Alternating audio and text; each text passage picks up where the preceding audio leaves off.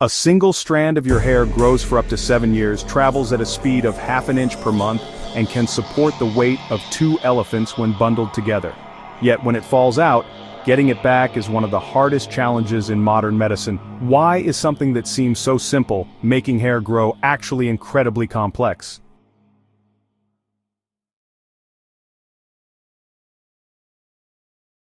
Welcome back to Mind and Marvel, where we dive deep into the mysteries that surround us every day. I'm your host, and today we're exploring one of the most frustrating puzzles in biology: hair regrowth. Think about it.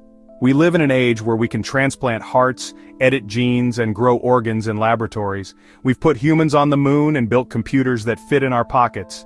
Yet millions of people worldwide struggle with hair loss, spending over $4 billion annually on treatments that often don't work. But here's what's fascinating. Your hair is already one of the fastest growing tissues in your body. Right now, as you're watching this video, thousands of hair follicles across your scalp are working around the clock, producing new cells at an incredible rate. So why is it so difficult to restart this process when it stops? The answer lies in a complex biological dance involving stem cells, hormones, genetics, and cellular communication systems that are more intricate than the most advanced computer networks. Today, we're going to unpack this mystery and discover why something that seems so simple is actually one of the most complex challenges in regenerative medicine. Before we understand why hair regrowth is so difficult, we need to appreciate just how remarkable the hair follicle actually is.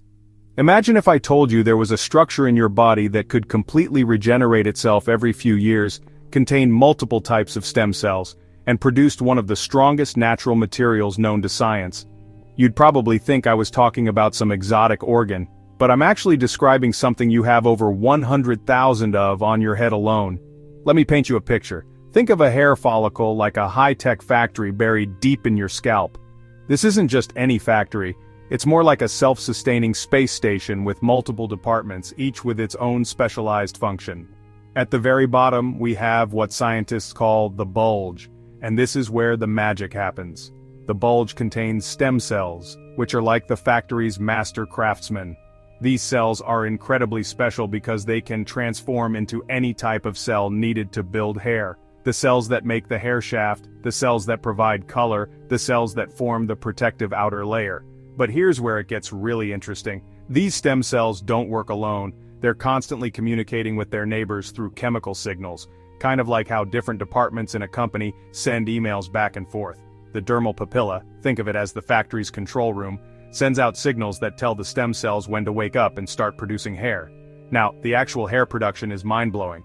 The hair matrix cells, located just above the dermal papilla, divide every 12 to 24 hours. That makes them some of the fastest dividing cells in your entire body, second only to bone marrow cells. To put this in perspective, if your skin cells divided this fast, you'd be shedding layers like a snake every few days. As these cells divide and multiply, they get pushed upward through different zones of the follicle. It's like an assembly line where each station adds something new. First, the cells get filled with keratin, the protein that makes hair strong. Then they get their color from melanocytes, which inject pigment like tiny paint sprayers. Finally, the cells die and harden, creating the hair shaft that emerges from your scalp. But here's what makes this process so extraordinary: it's cyclical. Unlike most of your body's tissues that grow continuously, hair follicles operate in phases. There's the anagen phase, where active growth happens for 7 years. Then the catagen phase, a brief transition period lasting a few weeks. Finally, the telogen phase, where the hair rests for several months before falling out and starting the whole cycle again. This cycling is crucial because it allows the follicle to completely renew itself. During each cycle, old, potentially damaged cells are cleared out and replaced with fresh, healthy ones. It's like the factory shutting down periodically for a complete overhaul and renovation. The coordination required for this process is staggering. We're talking about precise timing of cell division, controlled movement of cells through different zones, coordinated production of various proteins and pigments, and perfect synchronization of growth and rest phases. It's like conducting an orchestra where every musician needs to play their part at exactly the right moment, for years at a time. And remember, you have over 100,000 of these biological factories on your head, each operating on its own schedule. Some are in growth phase while others are resting. Some are producing thick, dark hair while others are making fine, light hair. The level of biological coordination happening on your scalp right now is more complex than managing air traffic at the world's busiest airports. So, when we talk about hair regrowth being difficult, we're really talking about trying to restart and coordinate one of the most complex, precisely timed biological processes in the human body. Now that we understand how incredibly complex healthy hair growth is, let's explore what happens when this system breaks down. And trust me, there are so many ways this can go wrong that it's almost miraculous that most of us maintain a full head of hair for as long as we do. The most common culprit? Androgenetic alopecia, or what most people know as male pattern baldness, though it affects women too. This condition is like having a saboteur in your hair factory, and that saboteur's name is DHT, dihydrotestosterone. Here's how this molecular villain works. DHT is created when an enzyme called 5-alpha reductase converts testosterone into its more potent form. Now, testosterone itself isn't the problem. It's actually important for healthy hair growth, but DHT is like testosterone's evil twin. When DHT binds to receptors in your hair follicles, it triggers a cascade of events that slowly but surely destroys the hair-making machinery. Picture this. Imagine DHT as a persistent, toxic boss who gradually makes the workplace more and more hostile. At first, the hair factory tries to adapt. The growth phase becomes shorter. Instead of growing for 7 years, maybe it only grows for 5, then 3, then just a few months. The hair that's produced becomes thinner and weaker, like the factory is running low on raw materials. But DHT doesn't stop there. It causes inflammation around the hair follicle, creating a hostile environment for growth. It's like the factory is now surrounded by protesters throwing rocks at the windows. The stem cells that we talked about earlier, those master craftsmen, start to struggle. They become less responsive to growth signals and more likely to stay dormant. Over time, something truly devastating happens. The dermal papilla, that crucial control room we discussed, begins to shrink. It's like the factory's headquarters is slowly being demolished while everyone is trying to work. Eventually, the entire follicle miniaturizes. It becomes so small that it can only produce tiny, colorless hairs that barely make it to the surface. But DHT-related hair loss is just one way the system can fail. Alopecia areata represents a completely different type of breakdown, an autoimmune attack. In this case, your body's own immune system mistakenly identifies hair follicles as foreign invaders. It's like having your own security force suddenly decide that the factory workers are terrorists and launching an all-out assault. The immune cells surround the hair follicles and create massive inflammation. The follicles, under this constant attack, shut down production entirely, and enter what's called the telogen phase prematurely. The hair falls out in patches, creating those characteristic circular bald spots. What's particularly cruel about alopecia areata is that the stem cells often remain intact.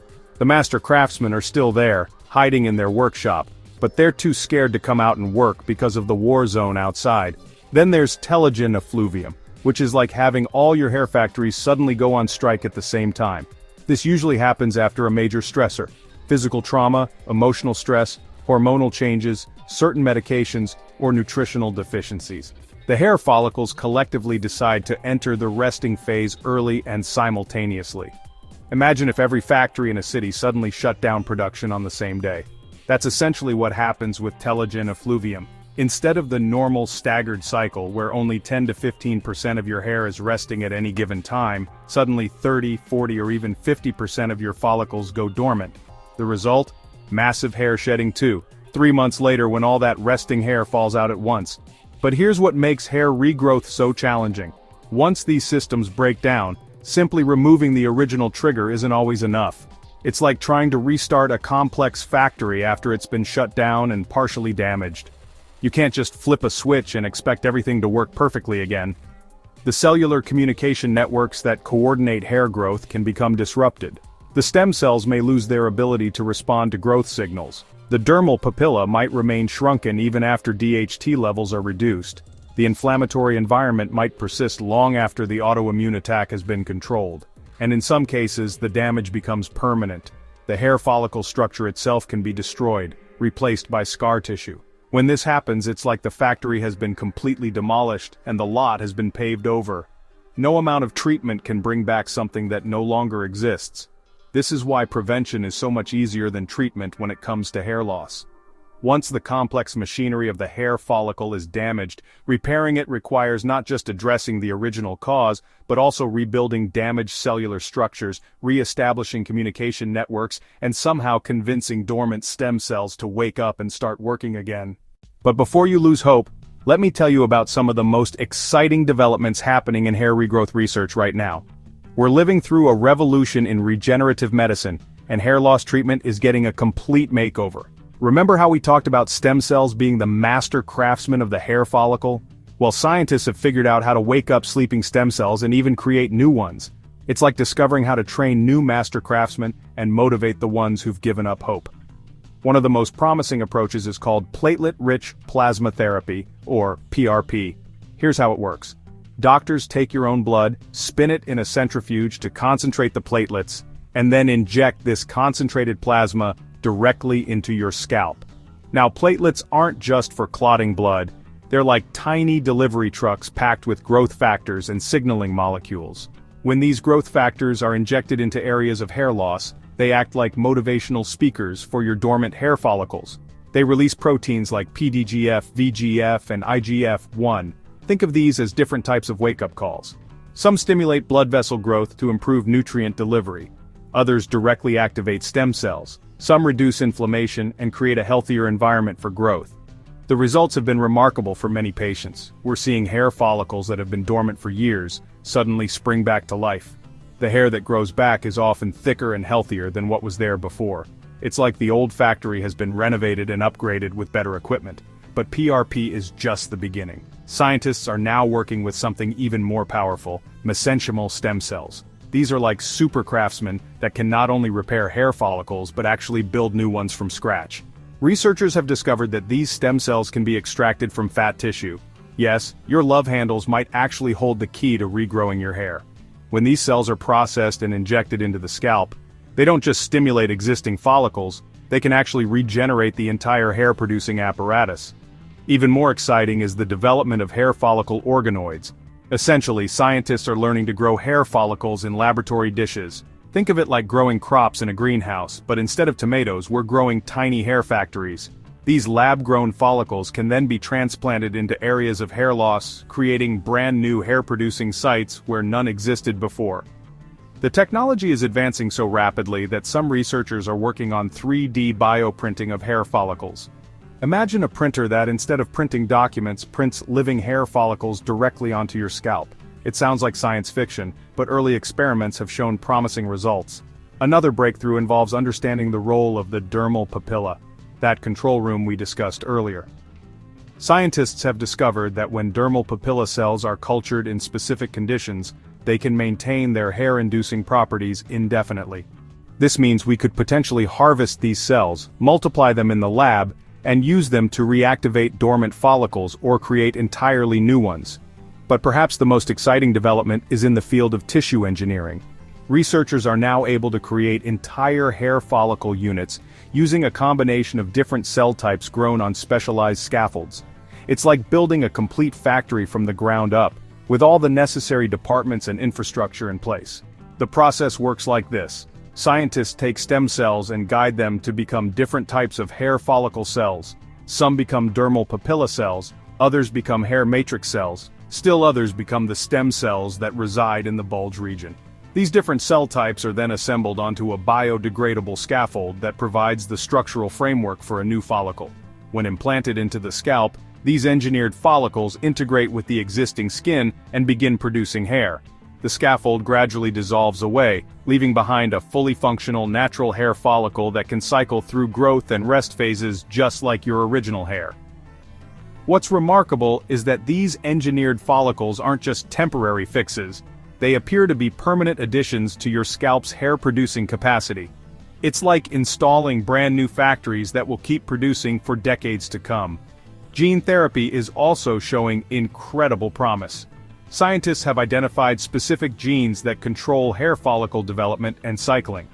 By delivering corrected versions of these genes to hair follicles, or by turning on genes that promote growth while turning off genes that cause hair loss, researchers are essentially reprogramming the follicles at the molecular level. One particularly exciting approach involves using specialized viruses as delivery vehicles for therapeutic genes. These viruses have been modified to be completely safe but retain their ability to efficiently enter cells.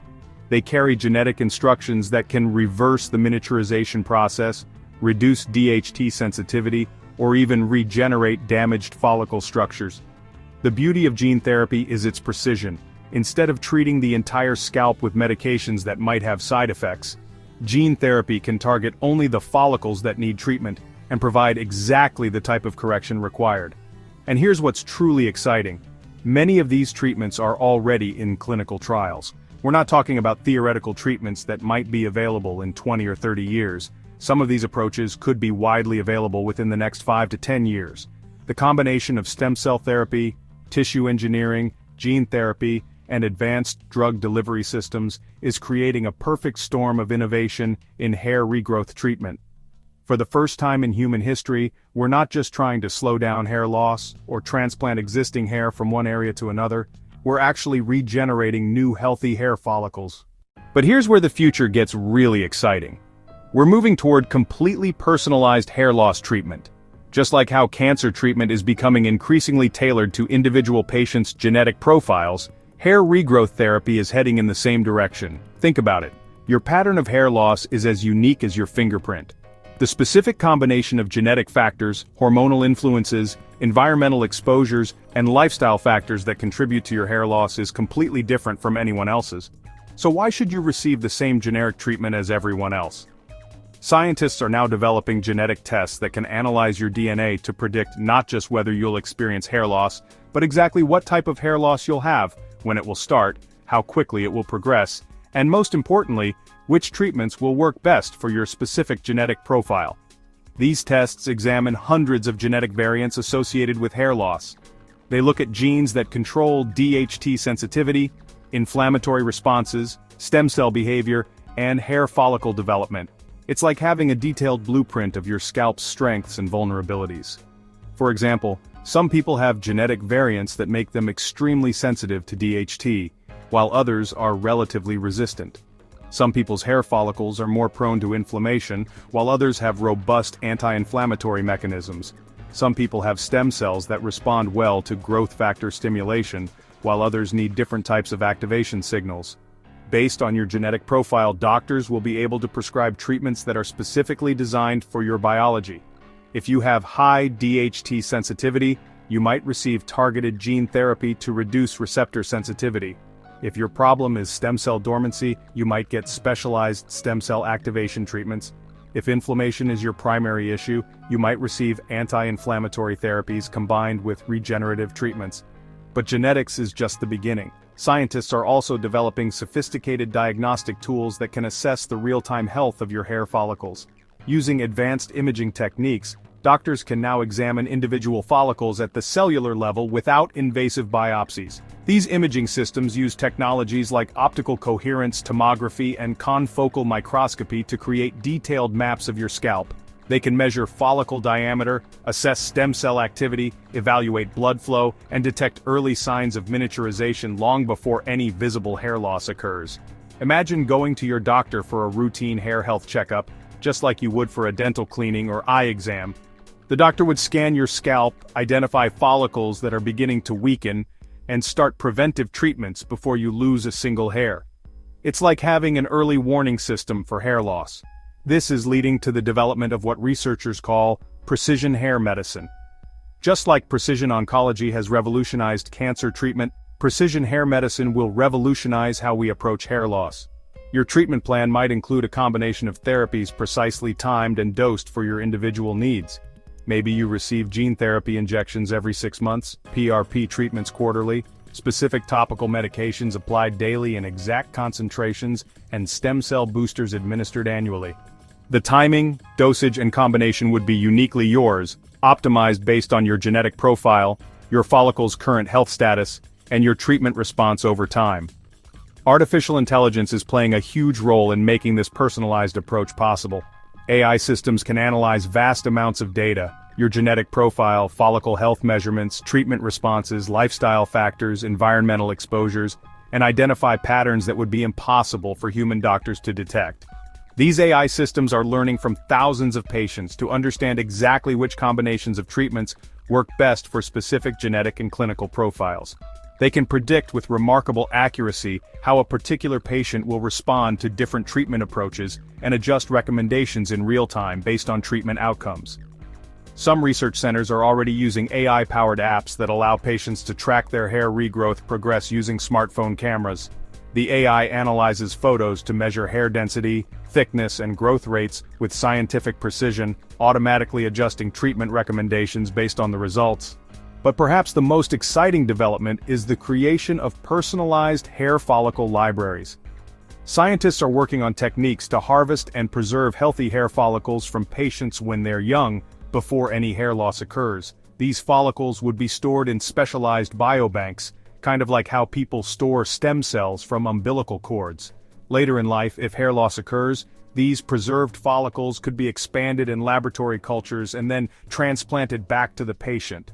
Since they're the patient's own follicles, there would be no risk of rejection, and they would retain all the genetic programming for healthy, lifelong hair production. Some companies are even exploring the possibility of genetically enhancing these stored follicles before transplantation. They could be modified to be resistant to DHT, more responsive to growth signals, or capable of producing thicker, stronger hair. It's like upgrading your hair follicles with better software before reinstalling them. The timeline for many of these personalized treatments is shorter than you might think. Genetic testing for hair loss risk is already commercially available. AI-powered diagnostic tools are in clinical trials. Several personalized treatment protocols are being tested in research centers around the world. Within the next 10 to 15 years, visiting a hair restoration specialist might be more like visiting a high-tech laboratory than a traditional doctor's office. Your treatment would be based on precise measurements, genetic analysis, and AI-powered treatment optimization rather than trial and error approaches. And here's the really amazing part. As more people receive these personalized treatments and contribute data to the AI systems, the treatments will continue to get better and more precise. It's a virtuous cycle where each patient's success helps improve outcomes for future patients. We're moving from an era where hair loss was considered an inevitable part of aging to an era where maintaining a full head of healthy hair throughout life might become as routine as maintaining healthy teeth through regular dental care. So to answer our original question, why is hair regrowth so much harder than it seems? Because we're not just trying to make hair grow, we're trying to orchestrate one of the most complex biological processes in the human body, involving precise coordination between multiple cell types, growth factors, hormones, and signaling pathways that scientists are only just beginning to fully understand. But here's what gives me hope. For the first time in human history, we're not just fighting hair loss, we're winning. The combination of stem cell therapy, tissue engineering, gene therapy, personalized medicine, and artificial intelligence is creating treatment possibilities that were unimaginable just a few years ago.